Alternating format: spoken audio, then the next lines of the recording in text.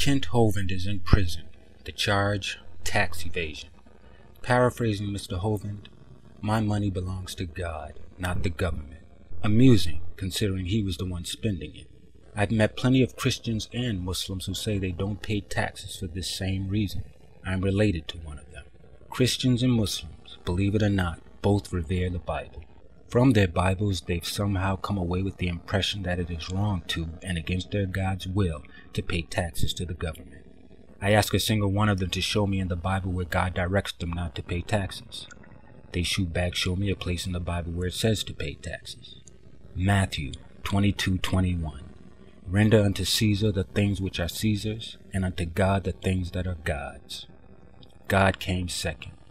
Obviously, we know who is putting the fear of God into these peddlers of useless religious trash. I've never met an honest Christian. I've never met a truthful Christian, and I never will. The Apostle Paul wrote, "Remind them to be subject to rulers and authorities, to obey, to be ready for every good work." Titus 3:1. So not only must you pay taxes, you must obey your government in all secular things, in all its policies. Because as Romans 13:1-5 says, let every soul be subject to the governing authorities, for there is no authority except from God, and the authorities that exist are appointed by God. Yes, all governments, no matter how benevolent or cruel, are appointed by God, and you are to obey them in every respect, even if its agenda is your extermination. For as we know from the Bible, God has no qualms with exterminating races. What government are these Christians talking about? The only government at that time of note, the Roman Empire, a state that killed Christians, butchered, hated, and did all it could to destroy them. Why are Jesus himself and Paul telling people to show full fidelity to such a state? A state whose destruction Jesus wished for and promised his followers would be eradicated in their lifetimes it was so despised. The most hated state on earth, the state the religion was invented to bring relief from, is assigned by God. All states are assigned by God. No state is abhorrent to God. The United States is appointed.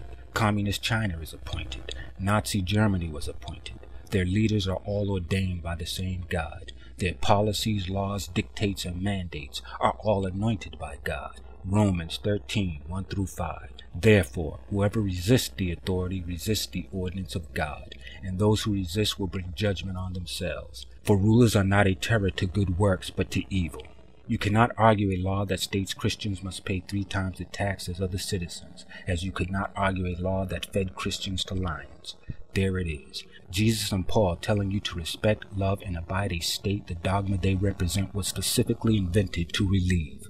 Why? There must be an ulterior motive. If you go around telling people the oppressive, unjust, depraved society you find yourself will be destroyed shortly, and you will be free, and your oppressors will be tortured forever in hell for all eternity, your oppressors will be paying you a visit.